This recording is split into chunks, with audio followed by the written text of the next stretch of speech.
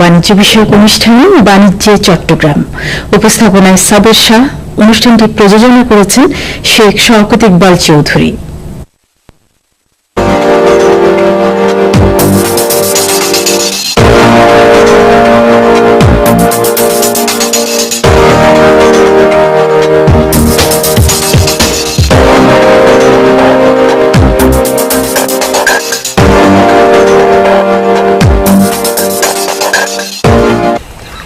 একটি দেশের কাঙ্ক্ষিত আন্তর্জাতিক বাণিজ্যের প্রসারের জন্য সমুদ্র বন্দর একটি গুরুত্বপূর্ণ ভূমিকা পালন করে। যেসব দেশের সমুদ্র বন্দর নেই, আমদানি রপ্তানি বাণিজ্যের ক্ষেত্রে তারা নানা রকম বাধা বিপত্তির সম্মুখীন হয়। বিশেষ করে বৈদেশিক বাণিজ্যের জন্য তারা অন্য দেশের উপর নির্ভরশীল হয়ে থাকে। সে জায়গায় বাংলাদেশের চট্টগ্রাম সমুদ্র বন্দর অপার সম্ভাবনা নিয়ে দাঁড়িয়ে আছে। বিশ্বের থাইল্যান্ড কিংবা নেদারল্যান্ডের সমুদ্র বন্দর তারা তাদের সেই সমুদ্র বন্দরকে ব্যবহার করে অর্থনৈতিক উন্নয়নের অপার সম্ভাবনার দ্বার উন্মোচন করেছে।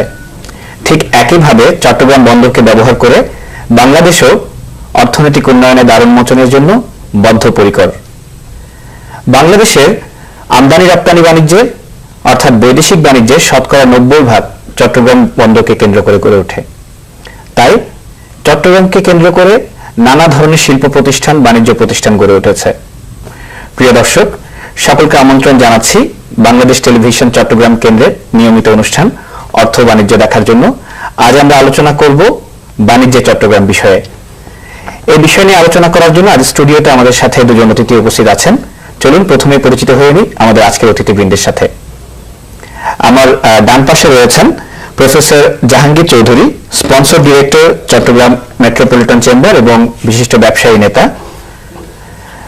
আমাদের সাথে আজকে অতিথি হিসেবে উপস্থিত আছেন মোহাম্মদ গিয়াস উদ্দিন, সভাপতি জুনিয়র চেম্বার চট্টগ্রাম। আপনাদেরকে স্বাগত জানাচ্ছি আমাদের আজকের অনুষ্ঠানে। আমরা মূলত আজকের অনুষ্ঠানে চট্টগ্রামের যে বাণিজ্যিক সম্ভাবনা, সংকট এবং ভবিষ্যৎ করণীয় এই বিষয় নিয়ে আলোচনা করব। এবং যেমনটা আমি শুরুতেই বলছিলাম যে চট্টগ্রাম বাংলাদেশের অর্থনীতির কেন্দ্রবিন্দুতে অবস্থান করছে এবং বাণিজ্যিক রাজধানী হিসেবে চট্টগ্রাম এখন পরিচিত।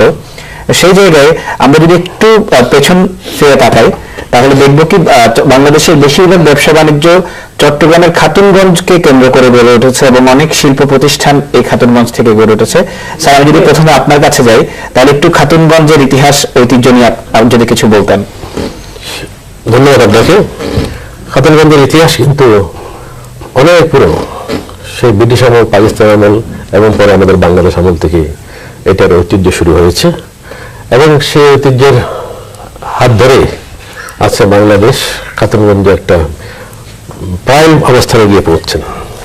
বাংলাদেশ যত আজকে শিল্প প্রতিষ্ঠান বা ব্যবসা প্রতিষ্ঠান লিডিং যারা আছেন সবগুলো খাতুনগঞ্জের প্রোডাক্ট। আমি নম্বর হয়তো বলবো Alam group, Abul Khayer, TK, KDS, PHP, star particle, MGS, Goalini, Mostafa group এবং এবিবি এবং এরকম আরো অনেকগুলো প্রতিষ্ঠান, নাম সবার নাম বলছিলাম, সবগুলো খাতুনগঞ্জের প্রোডাক্ট। এই খাতুনগঞ্জে এইসব ব্যবসায়ী প্রতিষ্ঠান, শিল্প প্রতিষ্ঠানকে সৃষ্টি করেছেন। সেজন্য খাতুনগঞ্জকে আমরা বলবো ব্যবসায়ী, মানে বাংলাদেশের এই ব্যবসার এই অবস্থানের প্রেক্ষাপটে খাতুনগঞ্জের অবদান অনেক অনেক বেশি। সেজন্য খাতুনগঞ্জকে আমি ব্যবসার একটা গেটওয়ে বলবো। বাংলাদেশের ব্যবসার এসব শিল্প প্রতিষ্ঠান পিছনে আমি ওদেরকে পিলার বলবো। এবং এই খাতুনগঞ্জের অবদান, বাংলাদেশের শিল্প এবং ব্যবসাতে যে অবদান, সেটা কোনোদিন বলে শেষ করা যাবে না। এবং আমরা যারা খাতুনগঞ্জে ব্যবসা করি, আমরা অবশ্যই খাতুনগঞ্জের কাছে, এই এলাকার ব্যবসায়ীদের কাছে আমরা ঋণী। আপনারা তো, আমি যতটুকু জানি, আপনি পারিবারিকভাবে আপনি খাতুনগঞ্জে ব্যবসা করে আসছেন, এখন আপনি নিজেও খাতুনগঞ্জের ব্যবসায়ী। তো সেই ক্ষেত্রে আসলে খাতুনগঞ্জ কি তার আগের ঐতিহ্যে এখনো পর্যন্ত আছে? আগের ঠিক ঐতিহ্য, আগে একটা ধাঁচের ব্যবসা হতো সে আমলের, এখন বর্তমানে সে ধারা চেঞ্জ। ব্যবসায়ীদের মধ্যে মানসিকতার পরিবর্তন হয়েছে, ব্যবসায়ীদের মধ্যে শিক্ষার পার্সেন্টেজটা বেশি হয়েছে। সেই হিসাবে এটা ন্যাচারালি খাতুনগঞ্জে যে মানে আগেকার দিনের যেটা আপনার বলবেন, কি বলবো, যে বললেন ঐতিহ্য, সেই ঐতিহ্যটা আরো বেশি করে আমি মনে করি বাড়ছে। এটা প্রসারতা, গভীরতা খাতুনগঞ্জে সেই হিসাবে ঐতিহ্যকে আরো ডেভেলপ হয়েছে। আমার যা বাবা ধরেন উনি মেট্রিক পাস ছিলেন, আমি LLM পাস করে ব্যবসায় জয়েন করেছি। ঠিক তদ্রুপ KDS এর খলিল সাহেব উনি মেট্রিক পাস করে ব্যবসা শুরু করেছেন, কিন্তু ওনার ছেলে সব বিদেশ থেকে পড়ালেখা এসে ব্যবসা জয়েন করেছেন। সুতরাং আজকে আগেকার দিনে খাতুনগঞ্জ এখন আর নাই। আচ্ছা, যেহেতু প্রজন্ম নিয়ে কথা হচ্ছে, তরুণদের, আমাদের এখানে একজন তরুণ ব্যবসায়ী রয়েছেন, আমি তার সাথে একটু কথা বলি। গিয়াসউদ্দিন, আচ্ছা, এই যে খাতুনগঞ্জের ঐতিহ্য এবং খাতুনগঞ্জের যে অবদান আমাদের অর্থনীতি, সেটা আমরা সবাই জানি। তো এই ক্ষেত্রে যেহেতু প্রজন্মের পরিবর্তন এবং ব্যবসায়ীদের মনোভাবের পরিবর্তনের কথা আসছে, একজন তরুণ ব্যবসায়ী হিসেবে আপনি কি মনে করেন, তরুণরা কি এখন খাতুনগঞ্জ কেন্দ্রিক ব্যবসার কথা চিন্তা করছে, নাকি এর বাইরে গিয়ে আসলে ব্যবসা বাণিজ্যের কথা চিন্তা করছে? ধন্যবাদ আপনাকে। খাতুনগঞ্জ বাংলাদেশের গেটওয়ে, এটা একেবারেই পুরোপুরি সত্য। খাতুনগঞ্জ থেকেই কিন্তু পুরো বাংলাদেশের নেতৃত্ব, বিজনেস কমিউনিটি খাতুনগঞ্জ, এটা আসলেই একটা অপরিহার্য, মানে খাতুনগঞ্জের সাথে কোনো তুলনা হয় না। ব্যবসায়ীরা আসলে ওখান থেকে শুরু হয়েছে, আর এখন যারা এই জেনারেশনের অনেকে কিন্তু খাতুনগঞ্জের ব্যবসাটাই ধরে রেখেছেন। ঠিক একইভাবে তারা বিজনেস এক্সপানশনের জন্য এবং তাদের নিজস্ব কিছু আইডিয়া এবং ক্রিয়েটিভিটি দিয়ে অন্যান্য জায়গায় কিন্তু ব্যবসার সাথে পরিচিত হয়ে গেছে অলরেডি। এবং আমাদের জেনারেশনের যারা, তারা কিন্তু অলরেডি খাতুনগঞ্জের সাথে আরো অন্যান্য সেক্টরে কিন্তু ইনভলভ হয়ে গেছে। সেই ক্ষেত্রে বাংলাদেশের যেহেতু তরুণদের যে সংখ্যা, সেটা দিয়ে কিন্তু পুরো বাংলাদেশের অবস্থানটা কিন্তু তরুণরা কিন্তু নেতৃত্ব দিবে আগামীতে। যেটা আপনার একটা জরিপ আমরা যেটা দেখলাম, সেটা হচ্ছে বাংলাদেশে টোটাল মেজরিটি কিন্তু এখন ইয়াংরা কিন্তু নেতৃত্ব দিচ্ছে, যেটার বিজনেস নিয়ে বলেন, সমাজের প্রত্যেকটা সেক্টরে কিন্তু তরুণদের একটা অবস্থান তৈরি হয়ে গেছে। আপনি রাজনীতির মধ্যে দেখেন, আপনি শিক্ষকতার পেশায় দেখেন, সেখানে কিন্তু তরুণদের একটা অবস্থান। আপনি সরকারি কর্মকর্তাদের মধ্যে দেখেন, সেখানে কিন্তু তরুণরা, আমাদের বয়সে হয়তো ছেলেরা এখন হয়তো কোনো জায়গায় ম্যাজিস্ট্রেট, কোনো জায়গায় ASP, কোনো জায়গায় হয়তো একটা বড় দায়িত্ব নিয়ে কাজ করছেন। তো প্রত্যেকটা জায়গায় কিন্তু একটা তরুণদের অবস্থান তৈরি হয়ে গেছে, এবং আগামী দিনে কিন্তু তরুণরা কিন্তু নেতৃত্ব দিবে, এবং এই ব্যবসা বাণিজ্য সবকিছু তরুণরা কিন্তু এগিয়ে নিয়ে যাবে এই দেশকে। আচ্ছা, যেহেতু তরুণদের বিশালে কিছু পত্রিকা বাংলাদেশের অর্থনীতি নিয়ে একটি ভবিষ্যৎবাণী করেছে যে ভবিষ্যতে বাংলাদেশ ইউরোপীয় ইউনিয়নের অর্থনীতিকে ছাড়িয়ে যাবে, এবং বাংলাদেশ সরকার যেটার প্রতি সবচেয়ে বেশি গুরুত্ব দিচ্ছে সেটা হচ্ছে তারুণ্যের শক্তিকে, কারণ তরুণরাই যেহেতু ব্যবসা বাণিজ্যে আসছে এখন। সেক্ষেত্রে যেহেতু খাতুনগঞ্জ কেন্দ্রিকতা রয়েছে আমাদের চট্টগ্রামের অর্থনীতিতে বা বাণিজ্যের ক্ষেত্রে, তরুণদের জন্য আসলে কি কি ধরনের সুযোগ সুবিধা এই খাতুনগঞ্জে সংযুক্ত করা উচিত বলে আপনি মনে করেন? আসলে আমার তরুণরাই এটা ব্যবসায়িক প্রাণ শক্তি। আজকাল আমাদের যে তরুণরা বর্তমানে যে ব্যবসা বাণিজ্য করছে, আমাদের হাউসগুলোর সবগুলো তরুণরা শিক্ষিত, আচ্ছা, স্মার্ট, ওদের মিশন বিষয় আছে। ওরা ব্যবসা নিয়ে চিন্তা করে, ইন্ডাস্ট্রি নিয়ে চিন্তা করে, ভবিষ্যৎ নিয়ে চিন্তা করে, ওরা দেশ নিয়ে চিন্তা করে। ওরা পরিবারের পাশাপাশি দেশকে কেমনে এগিয়ে নেওয়া যায়, সমাজকে কেমনে এগিয়ে নেওয়া যায়, দেশকে কেমনে ইকোনমিক্যালি কেমন সমৃদ্ধ করা যায়, এই চিন্তাটা ওদের মধ্যে আসছে। সুতরাং আমি মনে করি এই কি বলে তরুণরাই আগামী বাংলাদেশকে এখন যেমন নেতৃত্ব যে হারে দিচ্ছে, আগামীতে আরো বেশি বেশি নেতৃত্ব দেবে। এবং সরকারের যেটা মধ্য আয়ের দেশ, যেটা একটা প্ল্যান প্রোগ্রাম আছে যে আমাদের শেখ হাসিনার সরকারের, সেটা আশা করি এই তরুণরাই ইমপ্লিমেন্ট করতে পারবে। আপনার কি প্রত্যাশা এই ক্ষেত্রে? আসলে খাতুনগঞ্জের যে সামগ্রিক অবস্থা এখন, সেক্ষেত্রে তরুণ ব্যবসায়ী হিসেবে আপনি কি চান?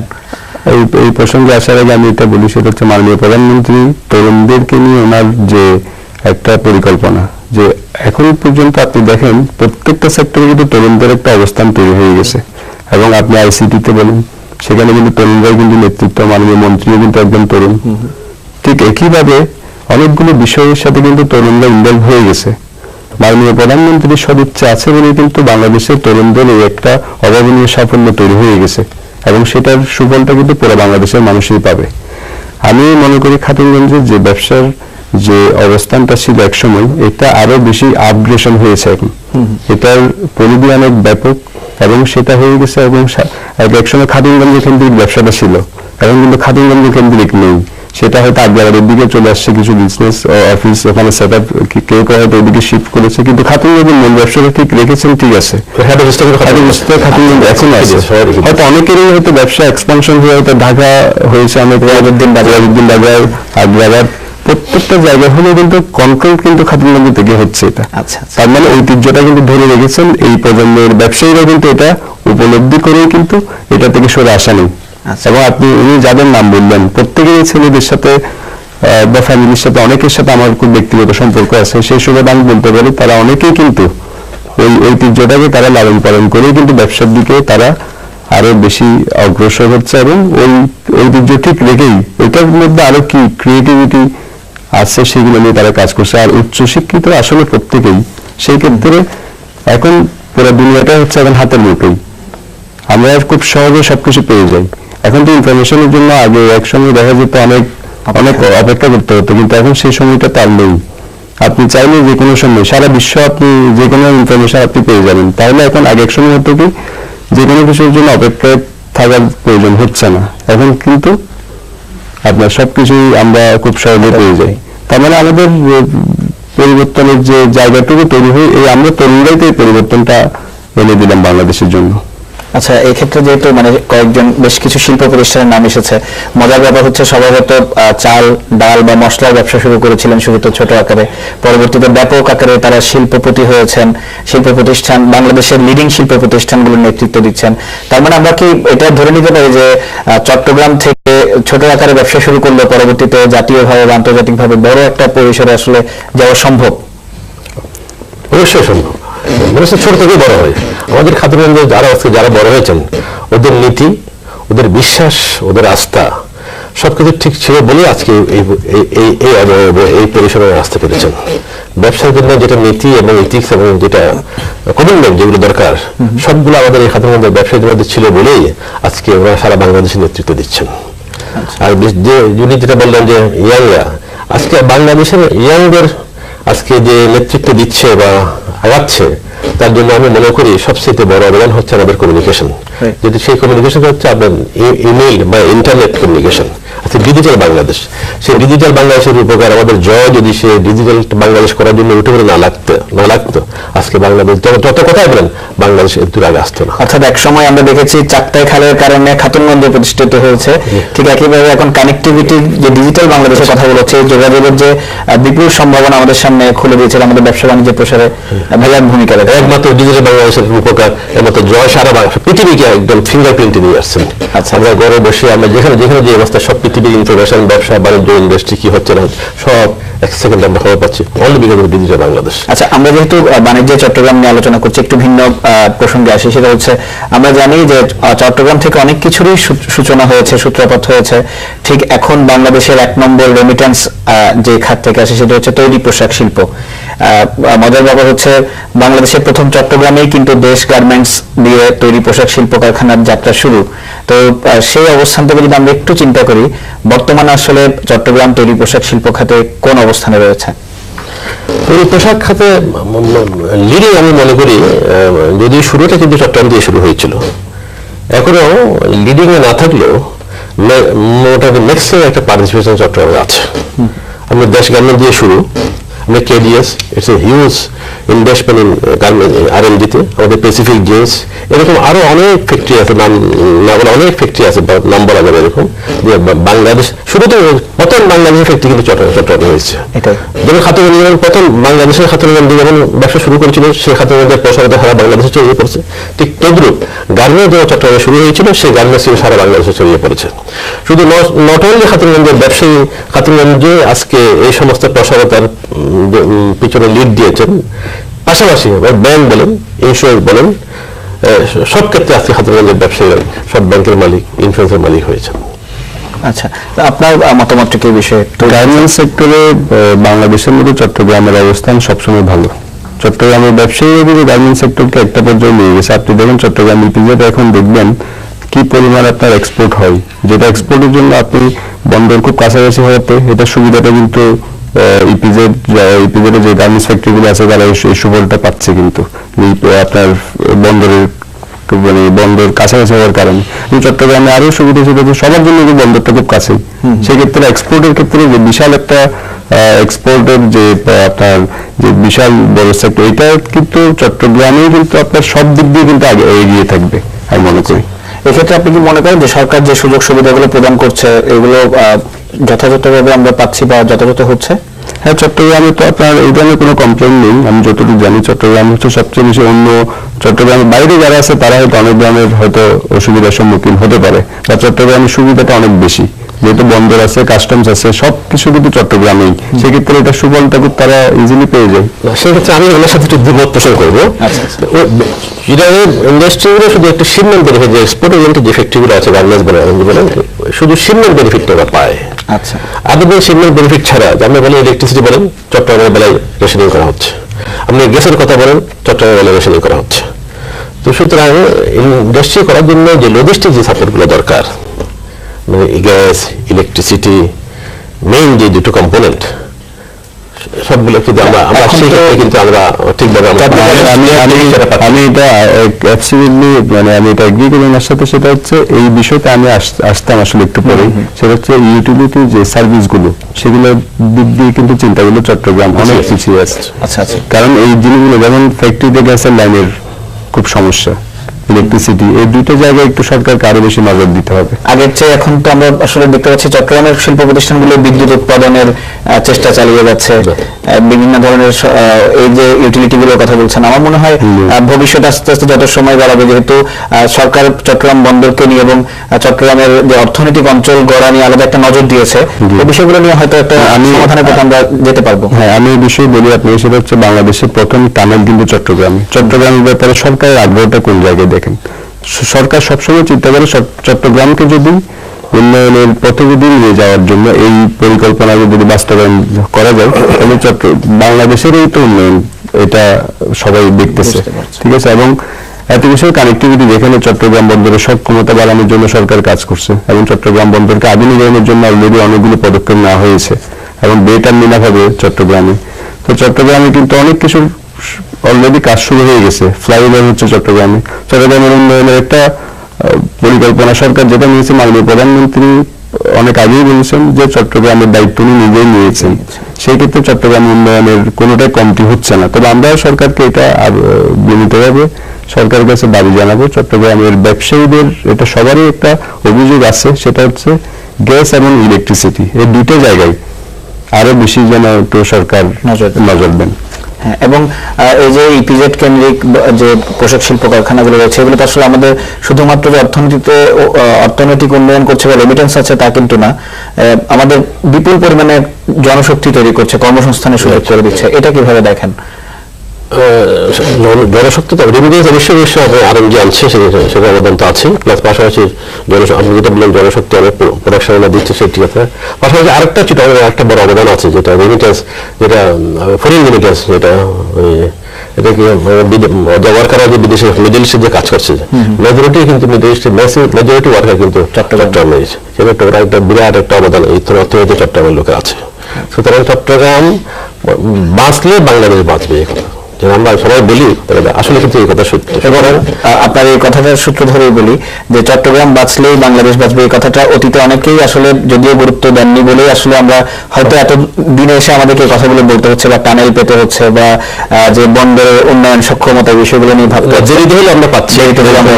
যে চট্টগ্রামের যে অবদান অর্থনীতিতে, সেই হিসাবে সেই অনুপাতে কিন্তু সরকারের সহযোগিতা আগে কোনো সরকার থেকে সেরকম অনুপাতে আমরা সহযোগিতা পাই নাই। বর্তমান সরকার আন্তরিক, ওরা মাত্র শুরু করেছে প্ল্যানিং। আমরা আশা করি আগামীতে আরো বেশি বেশি করে ওনারা প্ল্যান করবেন, সেটা আমরা বাস্তবায়ন করবেন। চট্টগ্রাম উন্নয়ন হলে মনে করবেন যে সারা বাংলাদেশ, অর্থাৎ গেটওয়ে অফ বাংলাদেশ। চট্টগ্রাম উন্নয়ন হলে সারা বাংলাদেশের উন্নয়ন হবে, এটা বিশ্বাস। চট্টগ্রামকে আলাদাভাবে দেখার কোনো সুযোগ নেই, কারণ চট্টগ্রামই পুরো বাংলাদেশের অর্থনৈতিক মূল চালিকা শক্তি। চট্টগ্রামের উন্নয়ন, যেমন ধরেন ঢাকা চট্টগ্রামের 4 লেনের যে কাজ কমপ্লিট হয়েছে, সেটার কারণে সুফল তো ব্যবসায়ীরা পাচ্ছে। তো সেটা সব জায়গায় প্রত্যেকটা উন্নয়ন পরিকল্পনার সাথে সরকার খুব সফলতার সাথেই কাজ করছেন, এবং আমরা এটাকে অবশ্যই ব্যবসায়ীরা সাধুবাদ জানাই।